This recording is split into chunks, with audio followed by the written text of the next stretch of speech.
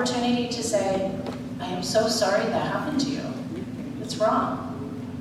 You deserve support, not further suffering. And I think I speak for all of us observers when I say this is the most important part of what we do.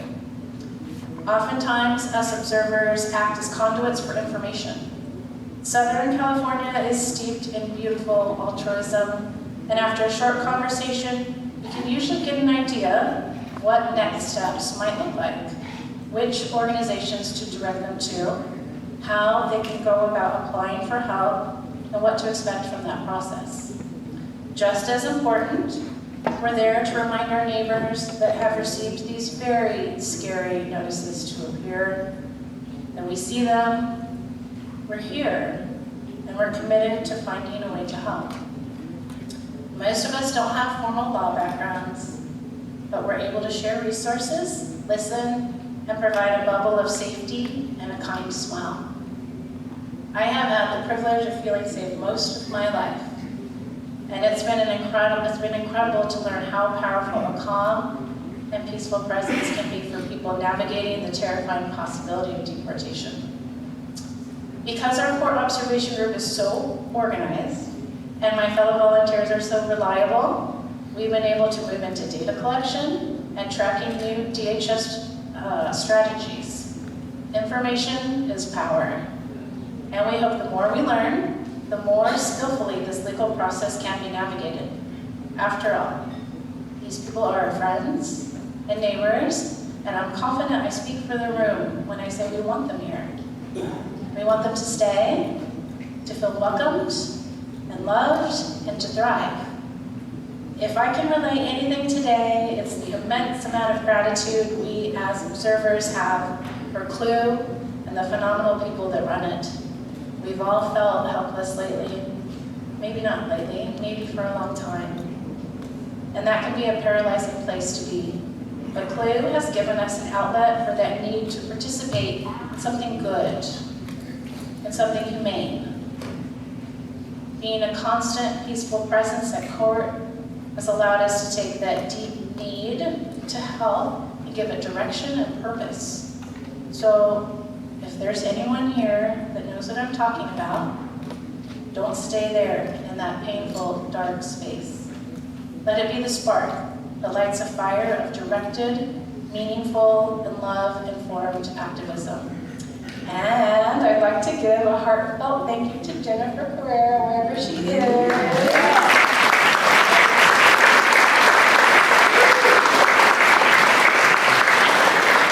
She's amazing. She's the glue. She's the heartbeat. She trained us.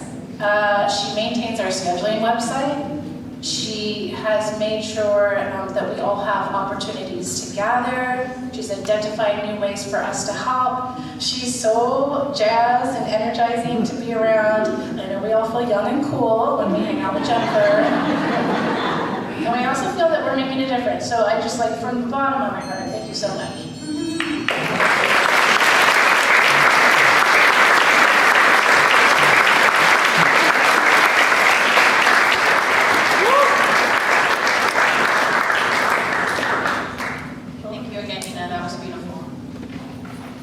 I'd like to welcome Sadai Ariola, a student at Biola University and a graduate of CLUE's 2023 Young Religious Leaders Fellowship.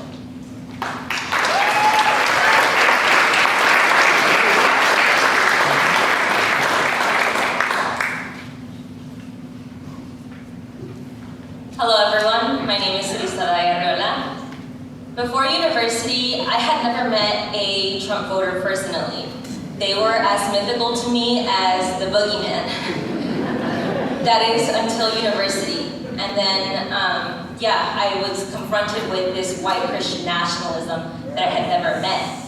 And it was daunting and it was startling. And it was created a really difficult time for me, my first semester of university. Being the first generation of women in my family to go past middle school, it made university that much harder.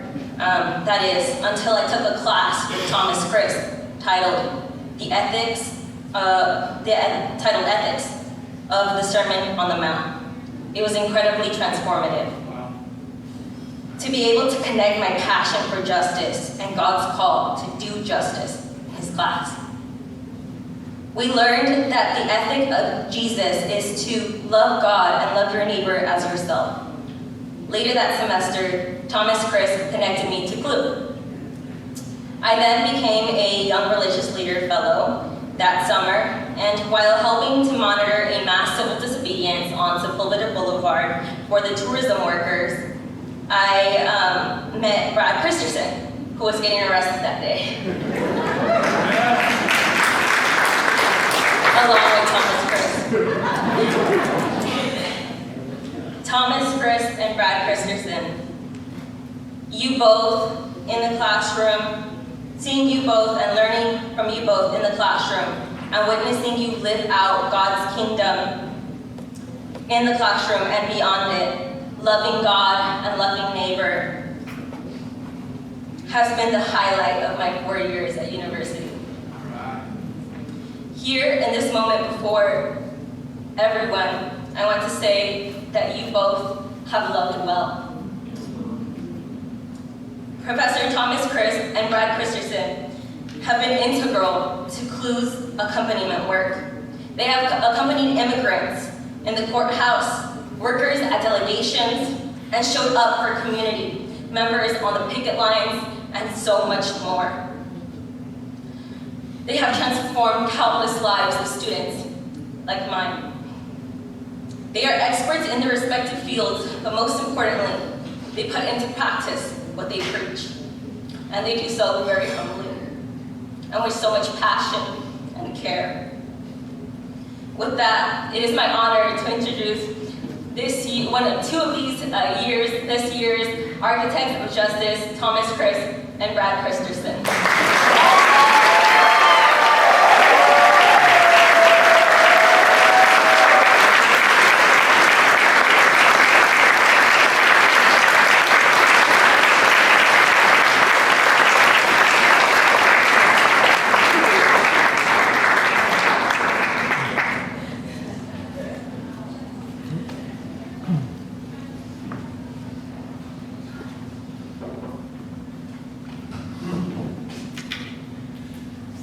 Thank you so much. What an unexpected and incredible honor. In 1930, followers of Mahatma Gandhi marched on the Dasyana salt works, unarmed, non-violently, as part of a large-scale protest action associated with the Gandhian Salt March. They were beaten mercilessly. As one row of men would be beaten, they'd fall to the ground bloody, concussed, broken bones, and people from the movement would come and attend to their needs, first aid, and then the next row would go up and be beaten and fall down. And it was an incredibly powerful thing to witness. In some ways, it changed the course of the Gandhian movement. Decades later, sociologists interviewed the surviving participants in that, and almost to a person, everyone said, that day was the most meaningful day of my life. When we began work this summer in the courts, I had a phone conversation with Autumn Overton, and we had just begun. One of our clergy members had been thrown up against a wall, put into pain compliance.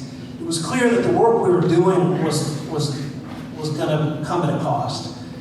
I told Autumn this story about the salt marchers, and I said, Autumn, I think this is going to be true for us. I think we're going to look back decades from now and think that this is among the most meaningful things that we've ever done. And I can say that the work we've done together in the courthouse, and of course so much more, but the work we've done in the courthouse over the last several months has felt that way to me. It's been an unbelievable honor to stand with people in this dark, violent space and to try to offer small words of comfort. Some of the things we've witnessed were utterly excruciating. The young couple in their 20s, where once it became clear that she was going to be taken outside the courtroom, her husband began wailing in the courtroom, wailing. And we did what we could to comfort him. Several of us are around him with our hands on him, trying to comfort him in what we could. We followed them out into the hallway and still trying to get around them, comforting them. As they held each other in the hallway, each of them wailing. Very difficult thing to see. It was not all dark things. There were some lighter moments. One I'll tell you. I was ordained to do chaplaincy in this space, and so I had a stool. And I was walking down the hallway of the courthouse with my stool on, and a woman stopped me. She had a cross on. It was obvious she was a member of some Catholic religious order. And she said, "Are you a Catholic priest?" And I said, "Well, no, I'm a Catholic worker. I'm not a priest." She said, "Oh, thank God." And I said, "Well, great." And she said, "I have been praying that God would send someone from the church to give me solidarity, to give me comfort." And I'm looking at her as she's saying this, and not 3 seconds later, down the hall, now it just so happened that this day the Catholic Church had sent a huge collection of representatives, deacons and priests. They were there fully dressed up in religious garb. And 3 seconds after she said that, behind her back comes this huge phalanx of priests and deacons. And I said, Mira. They're trying to look at their hands up in the air. Praise God. So there were lighter moments too. But those were few and far between. This work we do is holy work. It is a holy calling to stand with people in their hour of darkness. And I want to thank Clue for giving us a way into this beautiful work. It is among the most meaningful things in my life. I know I will look back on it always in that way. And I want to especially thank Autumn Overton, who has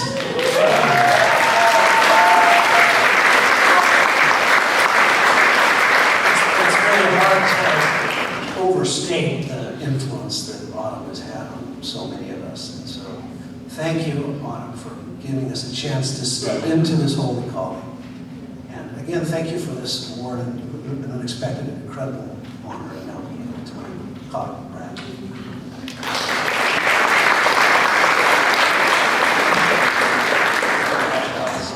So much for this honor. I have to admit that this is the first time in my life that I've actually experienced the feelings of imposter syndrome that many of you have experienced in different places. But you know, I look out at this room and I see so many people that have done so much more work. And I just want to shout out a couple people. And this is just, I just thought as Casey, who's the director of the Orange County Raptors Network.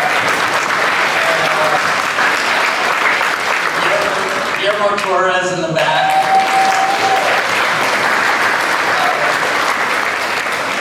These folks have literally given their lives to this work and have done it for decades. And they're just an inspiration to me, just how much they've given and how much power is in the work that they do. You know, I grew up privileged, and I'm still very privileged. I grew up in Littleton, Colorado, a suburb of Denver. But as a kid, I would read about justice movements. When I was in junior high, I remember reading about African-American athletes that were protesting for justice, and the guys raising their fist at the Olympics. And I just thought that was the coolest thing I've ever seen. You know, the civil rights movement, and I would just eat up books about the civil rights movement. But I admired them from afar because in my neighborhood there was no protest going on. There was nothing going on. There probably was, but I didn't know about it.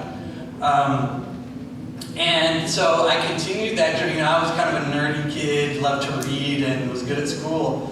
So I just kept reading about these movements, and I ended up going to grad school to study sociology and to study social movements, and I studied the globalization of capitalism and the labor movement's response to that.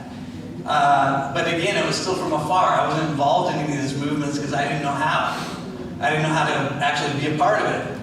And then I ended up getting a job teaching people about this stuff, even though I've never experienced injustice myself or been involved in these movements, which is crazy when you think about it. I'm teaching about things I've never experienced, but I guess that's what happens when you're privileged.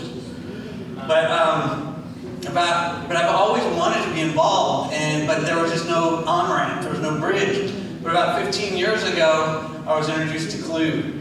And that was back when Alexis Gutierrez and Wendy Tarr were the directors of LA and Orange County. Amazing people that some of you may know and love. And it changed my life because I could actually show up on the picket lines and be in solidarity with people. And I'm not a particularly inspiring speaker or particularly good at rallying people or organizing people. But Clue made a path for me to just show up. And if I'm being honored tonight, it seems sort of crazy to me because I just show up and, I'm not a person that's from an impacted community. I've never experienced injustice. I'm not a labor leader or an advocacy leader, but somehow just me showing up has had impact, I guess. And so that I think is if I guess we can learn anything from me, is one, anybody can do this. And secondly, just showing up and trying to bring your love, it does something. And showing up consistency. And I just want to thank Clue for giving me this on-ramp to be a part of these movements that I've sort of admired from afar my whole life. And it's really, I was at the courthouse this summer, and I've been on picket lines and, getting arrested over by the airport. And it was, those are some of the most powerful moments of my life because I feel God's presence in those spaces. When I read the news, I get super depressed and I feel like there's no hope. But when I'm with you all and we're out there on the ground doing the work, I feel hope and I feel God's presence and I feel the world changing, even though you can't see it from maybe the news or 25,000 feet. On the ground, that's where the hope is. And so I just love you all and thanks for allowing me to be a part of your work and for giving me hope. So thank you all.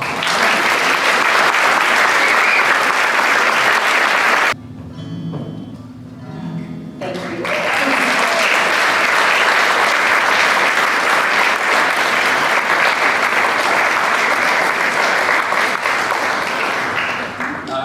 Please welcome Joyce Swabbing, a bridge builder at St. George's Episcopal Church.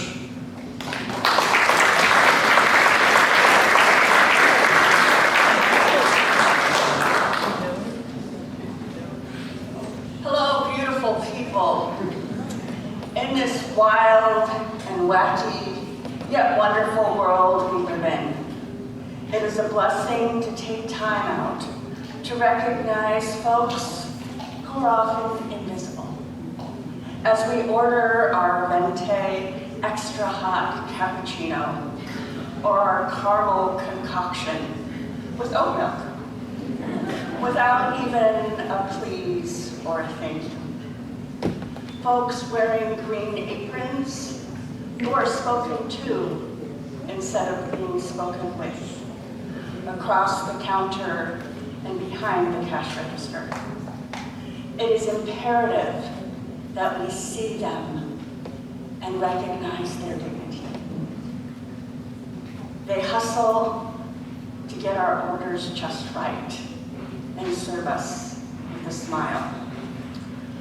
I'm confident that most of us have already deleted the Starbucks app on our phone, and we're passing by the green logo on almost every corner with the logo of a siren beckoning us to another cup of coffee.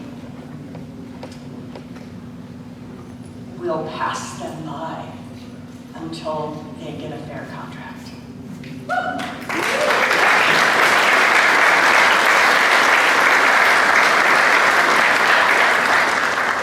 Do these words resonate with you?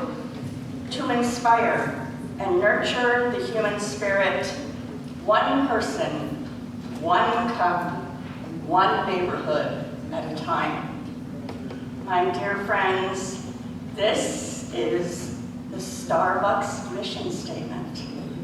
And I ask you, all of you, how do we inspire and nurture the human spirit? But through treating one another with dignity and fairness, living our empathy and fostering an environment where people are valued and seen. The very antithesis is what's happening at Starbucks today. We need to see our workers and what they are experiencing.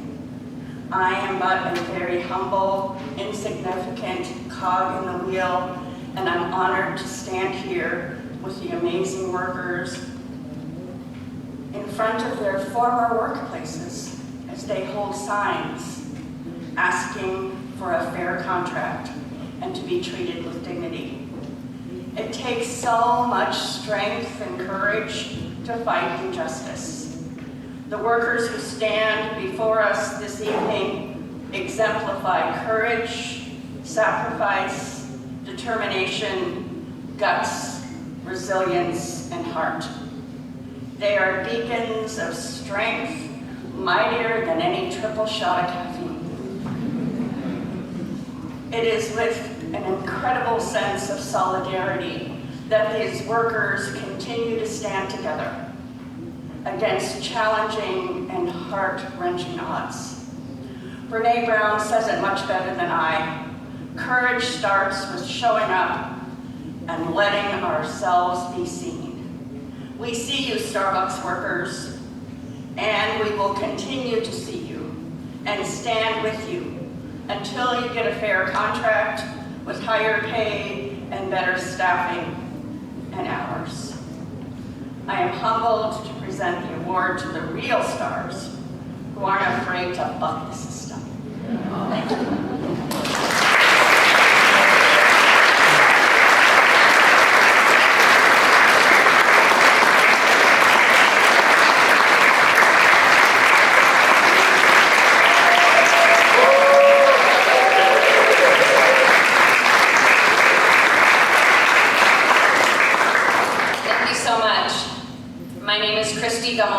My pronouns are she, her, and I've been a Starbucks barista for 5.5 years. I'm a proud member of Starbucks Workers United. I'm just so proud to be here with my co-church. We work at the downtown Disney Starbucks store. We want to thank you so much for inviting us tonight. We're honored to be here. This is Jeremiah and Megan. We are just a tiny, tiny fraction of the group that was out on strike. We have braved intense union busting, intimidation, HR investigations. We've lost benefits. We've lost a lot of money. And Jeremiah has even been handcuffed for a nonviolent protest.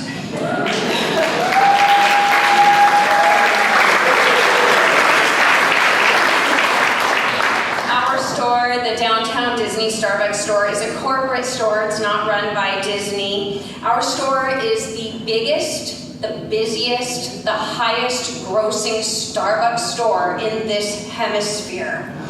Without a doubt, we are head and shoulders above number 2 and number 3. So when we unionized about 4 years ago, it made the news. With around 100 baristas working at our location, our store's union participation has varied over the years. We do have a bargaining delegate, but could never get enough votes to actually go out on a strike. Jeremiah here is our bargaining delegate. He's also our fearless strike leader. Last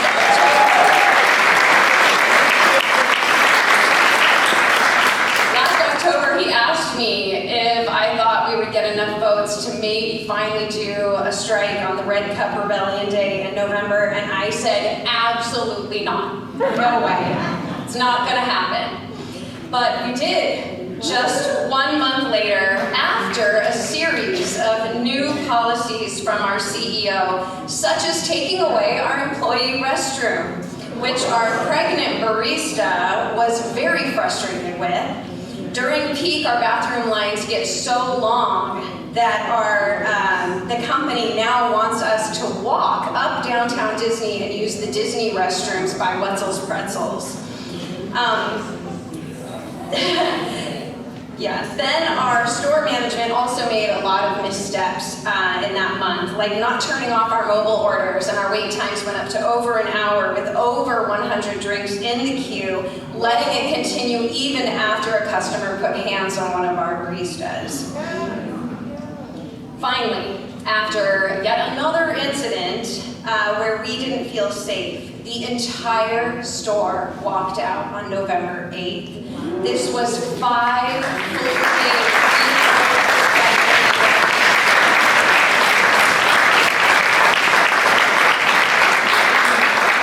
Our store was completely closed for a week, and that also made the news.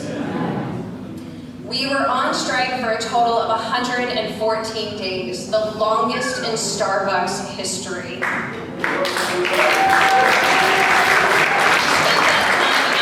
For Starbucks to return to the bargaining table that they walked away from, to give us a fair contract with higher pay, better hours, and to resolve hundreds of unfair labor practice violations. We are fighting for every Starbucks barista to earn a living wage, to receive enough hours to actually get the health care and benefits they deserve, and to stop union busting. Starbucks is the largest violator of labor law in modern history. Our CEO has the largest CEO to worker pay gap ratio than any other company, making 6,666 times more than the average barista. Our average Starbucks worker, not just the baristas. And I'm sorry to say that number in here. Bless us all. But in just over 100 days, the company went from completely ignoring us to saying we were just too small of a coalition to affect the company, to saying, well, maybe they'll talk with us if we come back to the bargaining table that we never left, to finally returning to that bargaining table so we can get our first contract. We are so proud of the progress that we made, but we still have to get that contract signed. And the union busting continues. That part hasn't made the news. You probably haven't seen or heard about how our managers didn't schedule us for a full week when we returned after the strike on March 3rd, which is illegal. So we filed an unfair labor practice for that. Our GoFundMe was spread so thin among those of us that need it. It was really heartbreaking to watch our fellow strikers be in that much need. Starbucks also cut off our Disney IDs and our benefits around the day 100 mark, so we could no longer park near our store to picket, and we filed another ULP. They also unfairly suspended one of our strikers for an HR investigation, which is going on 3 weeks, and that is to instill fear and keep us quiet. But we will not be quiet.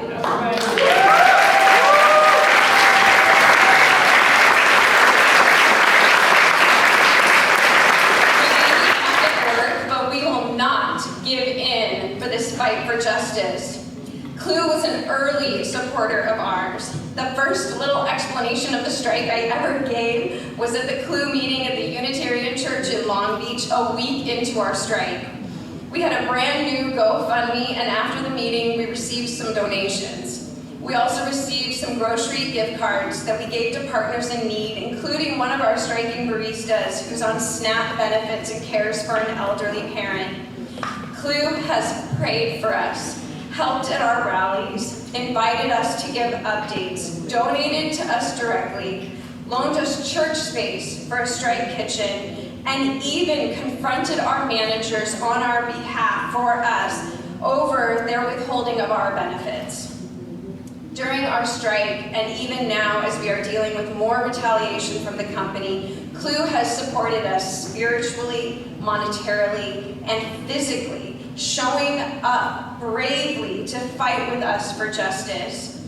In a world where religion sometimes is used as a weapon to greatly harm humans, you have all chosen to use it to lift up others and heal the wounds of oppression. Thank you for being fearless, tenacious, and unwavering in your support of justice and in your support of us. Getting Starbucks back to the bargaining table is a huge win for us. Thank you so much for making it possible. There is more work to do, but we are confident that we will win. Thank you for deleting the app. No contract, no copy. We are all stronger together. And I always like to end with my favorite Star Wars quote. We are on Disney property, after all, we are fans. It's from Star Wars Episode 8, Rose Tika. She says, "That's how we're gonna win. Not fighting what we hate, but saving what we love." Yes. Thank you.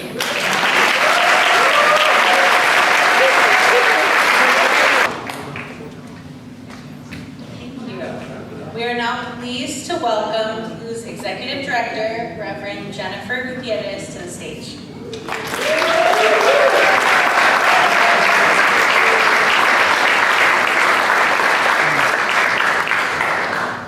Thank you, everybody. Yeah, so he asked me how much we had left to go, and I was like, oh, 6,000. But then we added in all the new sustainers. Thank you so much, and we only have 4,000 to go. So, yeah.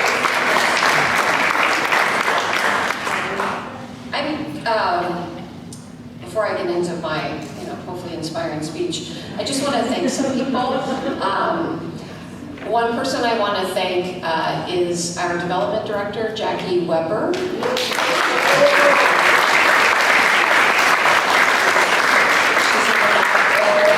She's been really incredible over the past few months, putting all of this together, leading this effort. I know she's the one who personally reached out to a lot of you to remind you to register and be in the room tonight. So thank you, Jackie, for everything you do for Clue. Really appreciate it.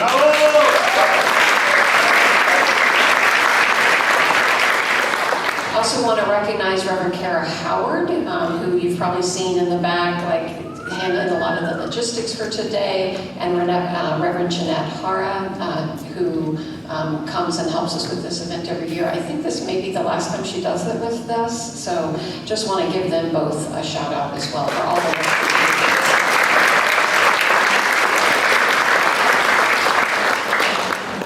All right, and then I want to thank some of you as well. You have these little whistle packets at your seat. Those were a gift from Barbara Casserly. Please take them home. You'll see the little red cards in there, the whistle. You can wear the whistle whenever you're out, whenever you spot ice. If you already have one, feel free to give it away to your neighbor or somebody you think might use it. But thank you, Barbara, for providing us with these whistle packets today.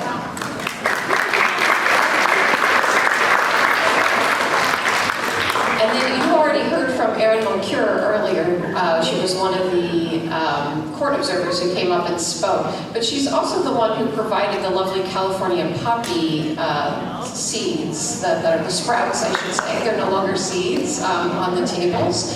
And please take these with you. And then there's little seed packets if you're not one of you guys can figure out at your tables, like who gets to take the actual.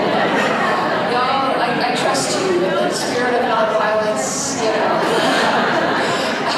so you can figure out who gets to take the little pots, who gets to take the seeds. But please take those home with you, plant them in your, if you have a yard or in your little pot in your window, whatever it is, as a reminder that we are seeds. And so thank you, Erin, for providing us with that gift.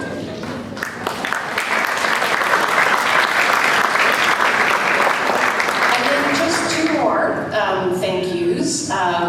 So Lucero has been a faith-rooted organizer with Clue since 2017, I believe. That's when she went through the YRLF program. This is her last Architects of Justice celebration with us. She had a baby last year, and she has been feeling the pull to spend more time with her family, with her child, which we celebrate that she is able to do that. But definitely want to thank her for all the time that she has been with Clue, for all the work that she has done, for the relationship she has built.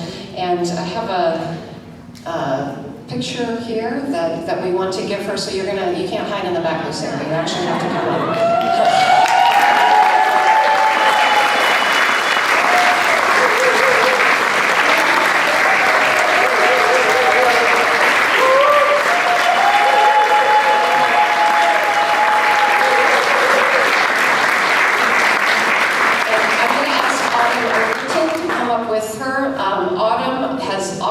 He's still with Clue.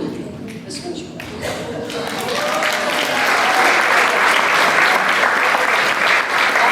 Autumn is still with Clue, but if you all read my emails, you'll know that he is being called to do other organizing work in the community, so you're still going to see him out there, probably even speaking in some of your congregations.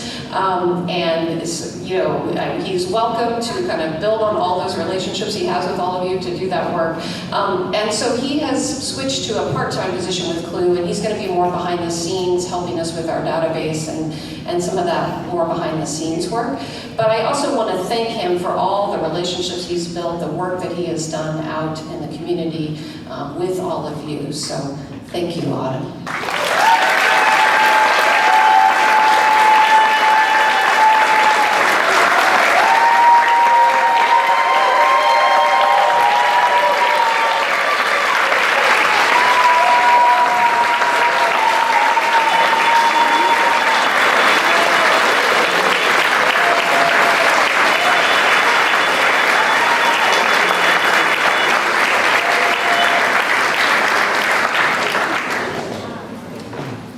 Thank you for helping me say thank you. Reverend Lawson, of blessed memory, described plantation capitalism as the entanglement of economic justice, racial discrimination, and gender discrimination, all based on the lie that some people's labor is valued more than others. Reverend Lawson believed plantation capitalism to be the economic system of the United States of America.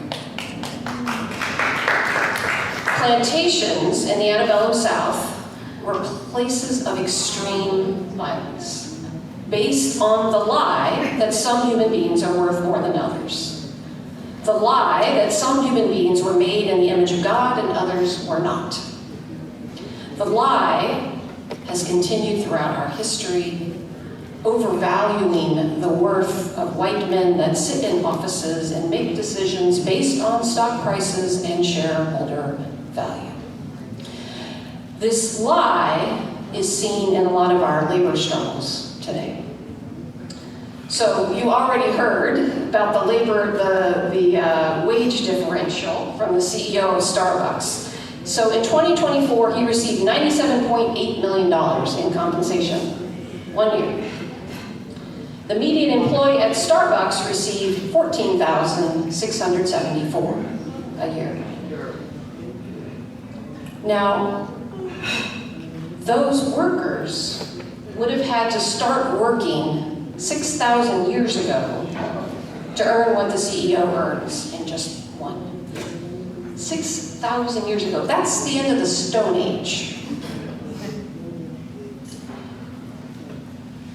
Plantation capitalism says the labor of this one man is more valuable than the people who actually make the coffee and serve the customers. Disney workers, they're expected to walk between 18,000 and to 25,000 steps every shift. You can imagine, at that pace, their shoes wear out very quickly. But the company only pays to replace their shoes every 6 months. Plantation capitalism says the health of the Disney workers' feet is less valuable than those that sit in the C-suite with their feet up on their desks.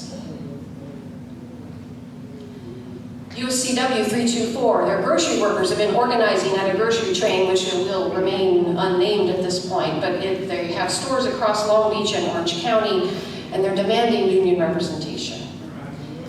They organize because their stores are violating health and safety laws. Those workers are looking out for our health because they're protesting mold growing on the food and cockroaches in the stores, right? Even though they're the ones looking out for our health and they're the ones that serve us in the stores, they barely earn above minimum wage. And their hours are kept so low that they can't receive benefits. Plantation capitalism says their health and our health is less valuable than the profits of their shareholders. Plantation capitalism says that healthcare workers are just a cog in a machine, not humans providing essential care for other humans. Plantation capitalism pushes the lie that human beings born outside of the U.S. are somehow less deserving of respect, work, safety, to be with their families. The thing is, we know these are lies. It's also a lie that there's nothing we can do about it. That there's nothing we can do to fix this system. We're told that we are small, that we are insignificant. Kind of like a seed. See where I'm going with this? We all know that seeds, tiny seeds, can grow into big things, right? Like an acorn transformed to a mighty oak. Or beautiful things, right? Like the pots on your table that will turn into beautiful flowers. Or delicious things, right? My son planted a couple of varieties of jalapenos several months ago, and since then, we've been adding this delicious fresh spice into all of our dishes at home. I always thought seeds were somewhat magical. I know there's like science going on in there, but it just seems like you put them in the ground, you add some water, they do their thing, and then a few weeks later, I should say, they sprout, right? They're under the ground doing their seed thing, and then one morning you go out and check, and there's this little baby sprout poking up out of the earth. Now, I need to give credit where credit's due for our theme this morning. Late last year, a group of us had planned a Dia de los Muertos vigil at a Home Depot, and we had an altar set up honoring those that had lost their lives to ICE violence. And Reverend Tanya Lopez, who's right here, showed up to that action with a sign. Hey, you can clap for Reverend Tanya. She showed up to that action with a sign that said, "They tried to bury us. They didn't know we were seeds." We are seeds. And they are trying to bury us. Since Trump took office, the efforts to bury us have become really intense. The National Labor Relations Board has been rendered ineffective. So companies who may have been at the bargaining table have decided they don't need to be there anymore. But just like seeds doing their magical thing underground, workers are organizing, right? Both underground and above ground, standing up, picketing, striking, holding companies to account. They've been trying to bury us since June, when an overwhelming number of ICE agents showed up. And they just keep coming. They have this seemingly bottomless budget. But the community, that's all of us, have come together to protect each other. We've shown up with our whistles, our cameras, our prayers. I was just reminded by Rabbi Danny in the back that just because of the way time zones work, it is almost March 24th in Argentina. By the time you leave this room, it will be. And it was 50 years ago that the government in Argentina killed, I think, around 30,000 of its own people. Brothers, sisters, family members of Rabbi Danny, and so many others. And it was the women who called themselves the Mothers of the Disappeared, who gathered in the Plaza de Mayo and demanded the release of their children who had been disappeared. Today we have the godmothers of the disappeared who are out in the streets. See that seed that was planted 50 years ago is sprouted again. That is the magic of seeds, right? Some of them are annuals, some of them are perennials, right? We grow, we continue to grow, and we stand on each other's shoulders in this movement. They keep trying to bury us, right? And they will keep trying. I'm not gonna lie to you. But they don't get it. They don't seem to understand that we are seeds. They don't understand that the more dirt they throw at us, the more we grow. The more people join our cause. They don't understand that the more they try to drown us, water us, right, the more we grow. The more rooted we become in our faith and in our community. The more they try to bury us, the more we stand together and the stronger we become. So that's my message to you all tonight, besides thank you, is remember that you are seeds. We are seeds together, and this movement will continue to grow, and we will win.